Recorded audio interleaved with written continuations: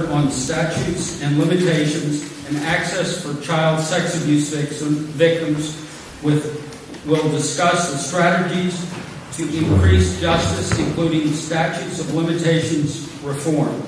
She is the Robert A. Fox Leadership Program Professor of Practice and Fox Family Pavilion Resident Senior Fellow in the Program for Research on Religion for the University of Pennsylvania. She is also the founder and CEO and academic director of Child USA, a 501c3 nonprofit UPenn think tank dedicated to interdisciplinary evidence-based research to stop child abuse and neglect.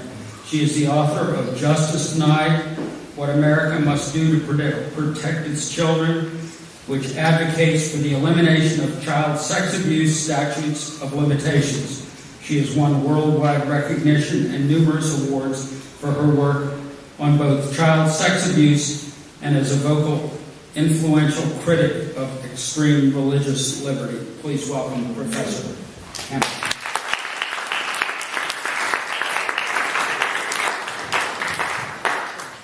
Good morning. Thank you so much for having me on a Sunday morning and for taking the time to listen to the cause of children's civil rights, which is how I view my work at this point. We have an international movement to turn children from property, which is what they were not too long ago. They were the property of their fathers. They were labor. They were free labor. And it was legal to hurt them if you were their parent. They are now persons. Children are persons under the law. And as they become more and more part of our consciousness, they deserve more and more protection. And that is what I've dedicated my career to, and that is what Child USA was founded to accomplish. So let me just tell you how someone becomes, because no one would ever want to become the leading expert in the world on child sex abuse statutes of limitations. Statute of limitations is not a fancy. I was a law professor with a distinguished chair for 26 years at Cardozo Law School in New York. I clerked for Justice Sandra Day O'Connor. I clerked for Judge Edward Becker, the mensch of all time in Philadelphia. And, I was going to do really fancy constitutional work. That was pretty much my plan, my career plan. And so I clerked for O'Connor, went straight into teaching. And it didn't work out that way. What happened was that I had a case at the United States Supreme Court challenging the constitutionality of the Religious Freedom Restoration Act, or RFRA. It was the first case I ever had, oddly enough, and it was a case I was supposed to lose to a very powerful religion scholar in the legal universe. I won. But the win was, for me, the life-changing moment, not because of a victory at the Supreme Court, though that's not a bad thing. It was really because all of a sudden I started being approached by people who lobby against religious groups because they hurt children. And I was raised as a very good Presbyterian, and I didn't know religious people did bad things. It just seemed to me like these are a lot of cranky people contacting me.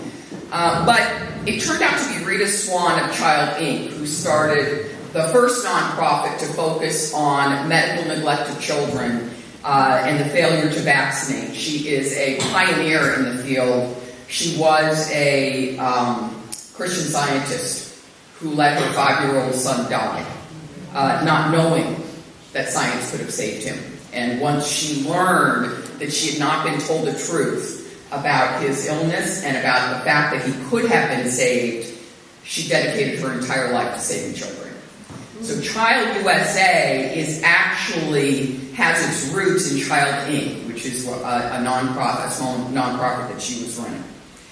So the question became to me, well, what are you supposed to do about all these people who are complaining about religious groups hurting children. And so Rita approached me. Rita was relentless. Others approached me, but then it was the attorneys general, and then it was the mayors, and then it was the governors, and then it was the National Association of Regulatory Agencies. And this entire universe of child suffering was being explained to me, and I ended up writing a book called God versus the Gavel for the purpose of laying out the many ways in which religious entities were hurting people and nobody was paying attention, with one chapter being about children. So when the Spotlight story came out in 2002 about the cover-up of child sex abuse in the Boston Archdiocese, which was world-changing because it wasn't about the fact that a priest had abused children. We knew that. Gotay down in Louisiana years before, over a decade before, had sexually abused hundreds of boys and had said he had chosen a new one every day. So we knew that there was a problem with a priest abuse in the Catholic Church. What we didn't know was that the most powerful individuals in the church were covering it up and creating the conditions for more abuse.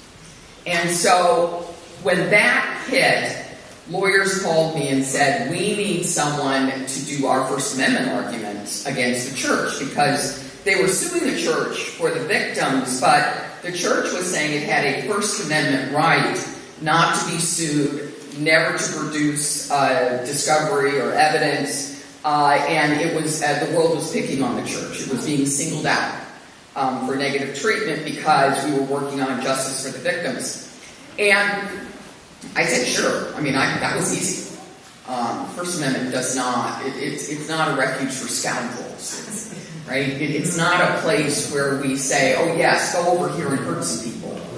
And so that wasn't hard. And we won many, many cases arguing that the First Amendment does not protect a religious organization from the harm it's done to children. But a number of cases that I was working on, I would say, why is it that Joey is suing in this family, but Tommy isn't? And they're both abused by the same priest. Or why there was actually a family in Northern California where there were 2 boys and 2 girls, all sexually abused by the same priest, who also raped the mother. The only one who was not abused in that entire family was the father. And I said, why is it only 2 out of 4 siblings or so? Yeah. Statute of limitations. And for the lawyers, the personal injury lawyers, who are really heroes in this universe because they're the ones who are educating us with these lawsuits, their answer was, well, it's just statute of limitations. They're terrible. They're awful. And I started looking into it, and I thought, this is just a deadline. This is ridiculous. And I just assumed that the rest of the world would be as shocked as I was that there were states where victims were not able to sue when they were ready. So in the state of Michigan, until last year, 19 was the oldest age for a lawsuit against an institution or a perpetrator. Now, I started looking around and trying to figure out, well, is this unfair? Because you can think about sex abuse, and many, many people do, of children, like it's a broken leg, right? Bad thing happens to the kid. The kid rationally should go to mom and dad and say, there's a problem, right? They break their leg, they run to mom, they go to the hospital, things are cured, right? But sex abuse doesn't operate like that. Trauma does not operate like that. So the vast majority of the victims, now based on our very, very best science, is that the average age of disclosure of child sex abuse is age 52. So the vast majority of states were at age 20, 21, 26. There were a few maybe that had inched up toward 30 or 40. But I was appalled that these victims were clinically incapable of coming forward, whether it was depression or PTSD or it was substance abuse. or it was suicide, which is much higher among this class of victims. And so I had a leave, spent a sabbatical at Princeton, and I thought, well, I'll just write a book. And I'll explain it. And I'll explain it for the general public. Not an academic book, right? I always written in the past, for the law professors, but I will just write it for the public. And I will even write the table of contents for lawmakers, because as we all know, they don't read. Apologies if there are any in the audience. So I wrote a very clear table of contents. This is the problem. Here's what you need to do. It was actually state lawmakers. Here's what you need to do. Federal lawmakers. Here's what you need to do. And I published it in my naivete. I thought, when the world sees the unbelievable injustice of keeping a child sex abuse victim mute because they can't go to court, and when they see that if you actually did let them go to court, they would identify hidden predators. And they would you'd be able to shift the cost of the abuse from the victim and the state, taxpayers, over to the ones who caused it.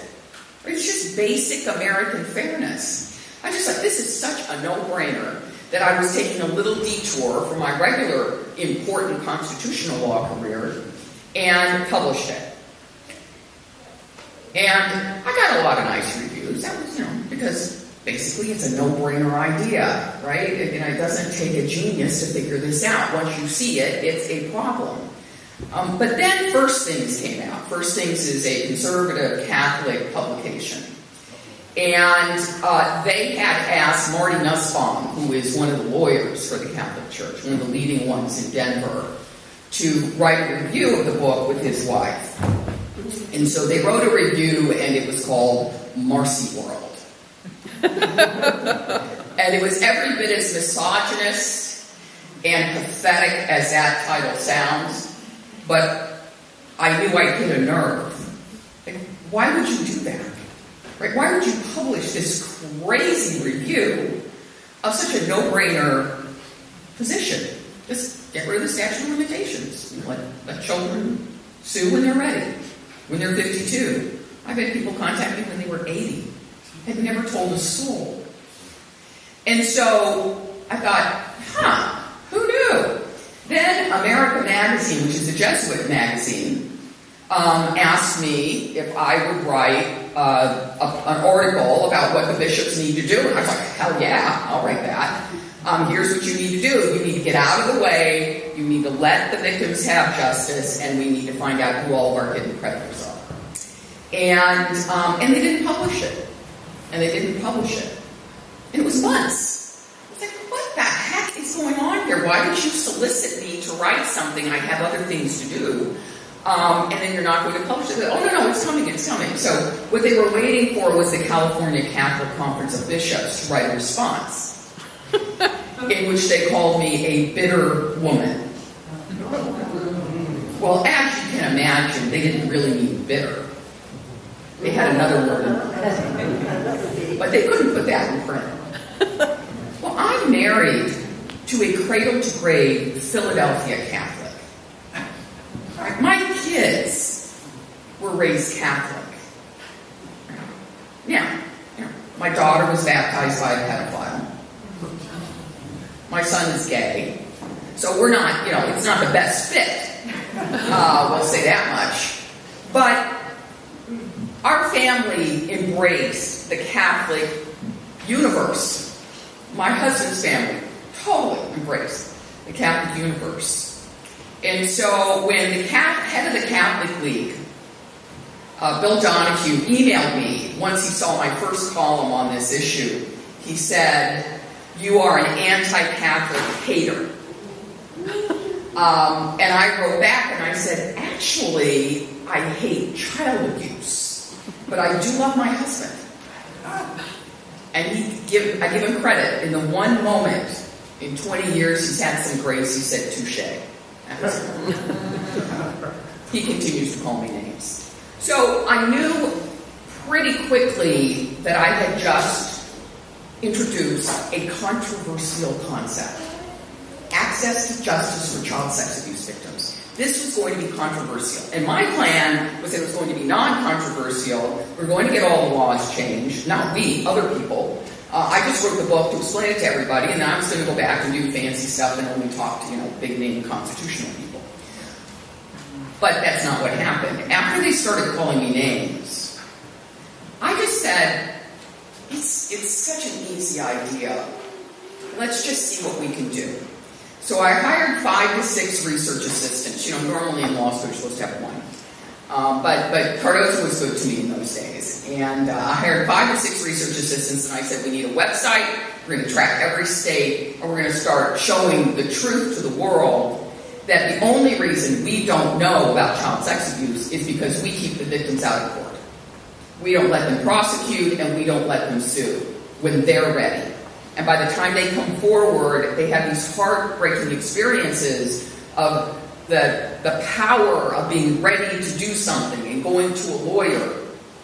And the lawyer says, I am so sorry, but the statute of limitations expired 20 years ago. There's nothing you can do. And so we started a website called sol-reform.com because someone already had SOL Reform. And for a number of years, 10 years, I had my students manning this. We updated it. I write a column. I've been writing a column every other week for 20 years. I just wrote about it obsessively. And we made a difference. It was clear that the world was starting to pay attention to statute of limitations reform. But we got to the point that we had so much data and I had so much information, I just couldn't do it as a law professor. I could no longer be commuting to New York from Bucks County, which I did for 26 years. I needed to focus on this issue. And so I started Child USA and agreed to come to Penn, where I have a university chair, to pursue this full time and not to have to be stopped by administrative obligations at the university and to be able to focus. So childusa.org is the only website in the country that tracks the child sex abuse statutes of limitations on a daily basis. Last year, 15 states considered increasing justice for victims.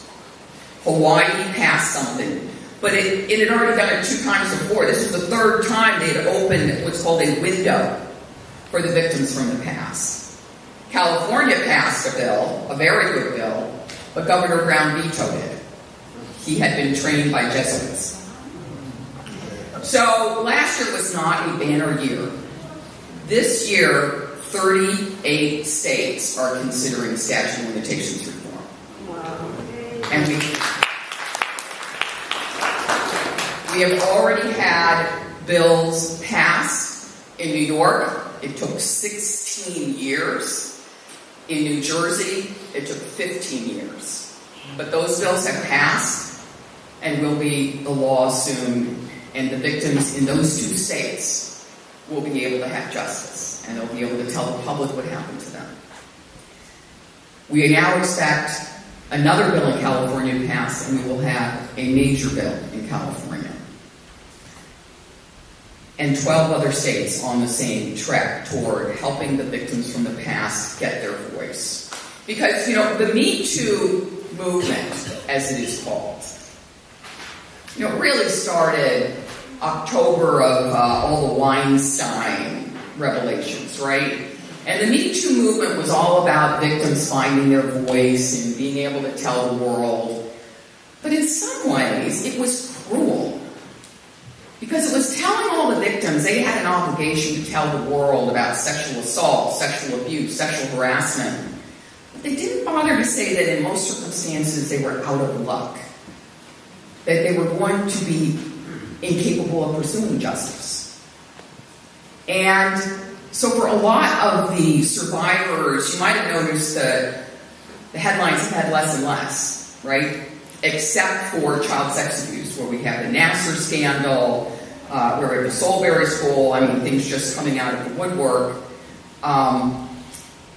But we just don't have great laws for victims of sex assault and sex abuse in the United States. And so, what happens when a victim says, well, to heck with it.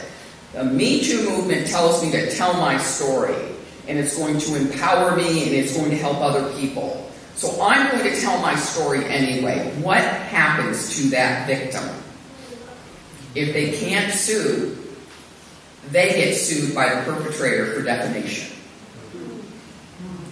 So a prime example of that is Bill Cosby, who sued some of his sex assault victims for defamation to shut them up. That's what you do. Now, the question is why does that work so well? What is so great about this system, this legal system, that makes it possible for the perpetrator to shut up the victim, even when it's true? And the answer is the way that we have structured our defamation laws. Our defamation laws now, if you are sued for defamation, you have to hire a lawyer, and you have to pay that lawyer by the hour, and it is a very expensive defense. So let's go back to that victim who goes to meet with the lawyer and says, I'm ready to come forward, and the lawyer says, sorry, statute of limitations expired. And then the victim says, well, I'm going to have a press conference anyway. I'm going to announce this person in public, and I am going to be empowered by this. And then the lawyer has to say, well, if you do that and then you are sued for defamation, you will need $20,000 to $30,000 at a minimum to defend yourself. And that's when the victim decides, okay, I can't do that, right? So in addition to opening the doors of justice with statute of limitations reform for both criminal statutes of limitations for child sex abuse and civil, we need to change our defamation laws in this circumstance, so that when the perpetrator sues the victim, if the victim is able to prove their case, and they usually are, if they can prove their case, then I think turnaround is only fair play. I think the perpetrator should then be forced to pay the victim's attorney's fees and treble damages for the abuse itself. We need a meaningful deterrent to keep Bill Cosby's of the world from going after our victims.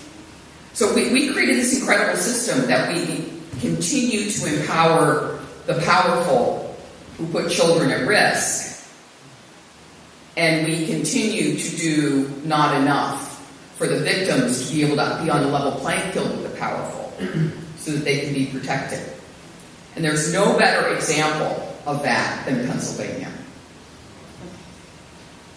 In my home state, in Pennsylvania, statute of limitations reform has been blocked by the bishops since 2005. In 2005, I was part of Lynn Abraham's team that did the first grand jury investigation into an archdiocese. I wrote the legal recommendations. That's why I was brought in.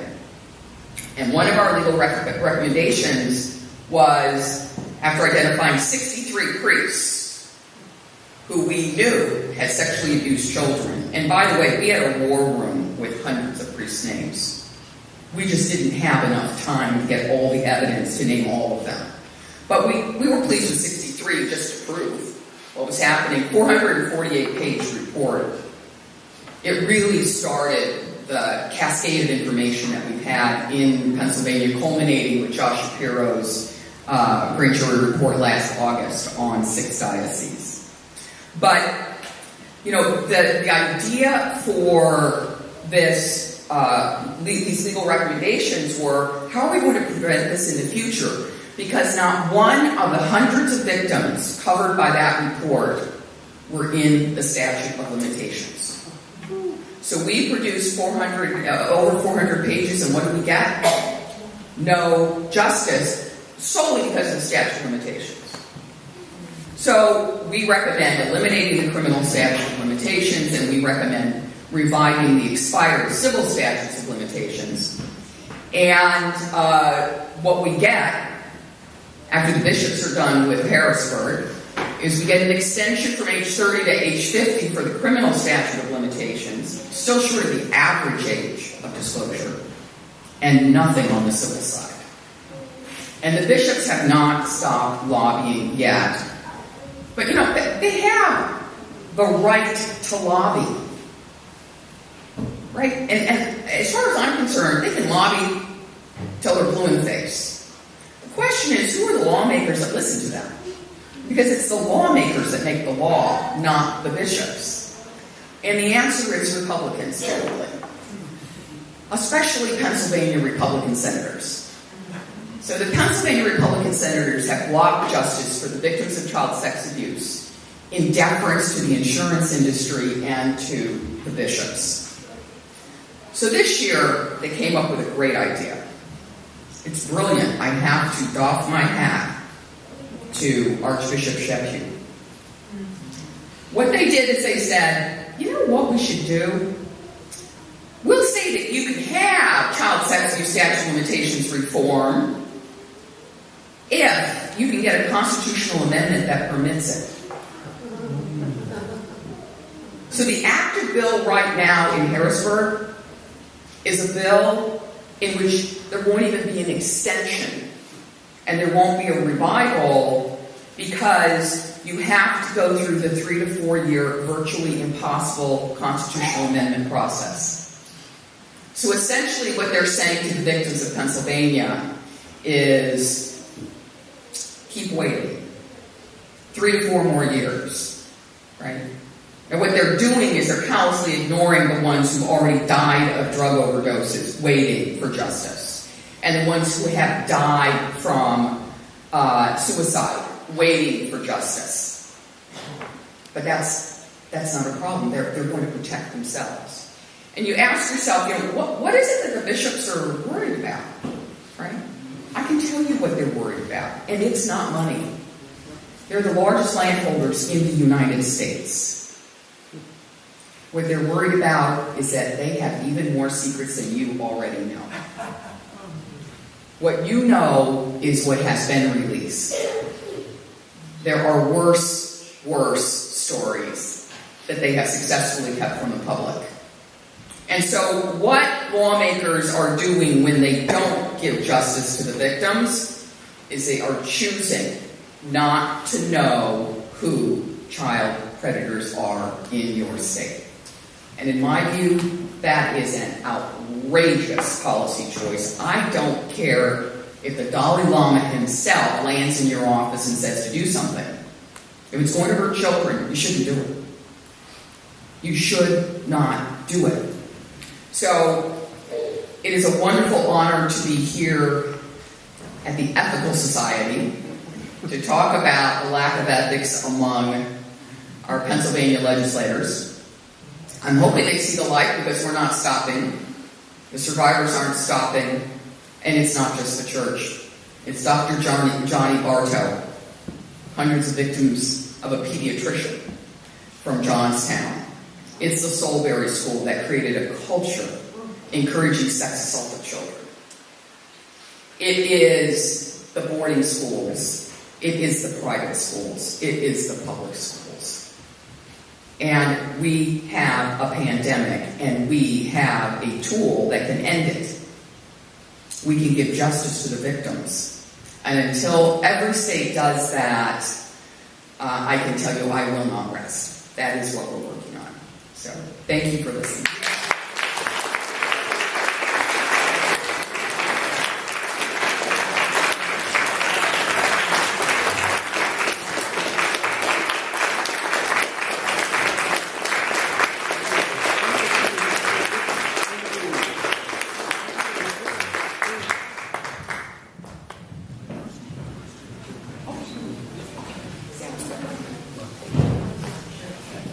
I just wanted to let everybody know, because Professor Hamilton has a time constraint, we will be doing a brief question and answer session here as soon as we're finished with the rest of today's program. So please stay if you have questions you'd like to ask. At this time, I'd like to invite Roland back for a second.